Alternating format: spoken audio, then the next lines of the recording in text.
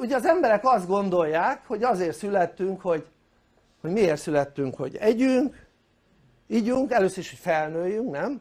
Együnk, ígyunk, akkor szeretkezzünk, nem? Gyerekeket csináljunk, legyen utód, fajfenntartás, és akkor utána még jön az, hogy hát jól érezzük magunkat, nem? És mi kell ahhoz, hogy jól érezzünk magunkat az ember? A legtöbb embernek az kell, hogy jól érezze magát, hogy más szórakoztassa. Szuper, nem így van? Tehát ezért elmegy bulizni, ezért elmegy ide-oda, ahol szórakoztatják, elmegy mit tudom én, fesztiválra, meg ilyenre, ahol szórakoztatják, elmegy koncertre, színházba, mert ott szórakoztatják, nem?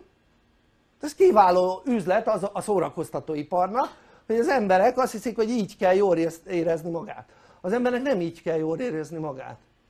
Nem tudja, hogy hogy kell jól érezni magát? Hogy eredményeket produkál.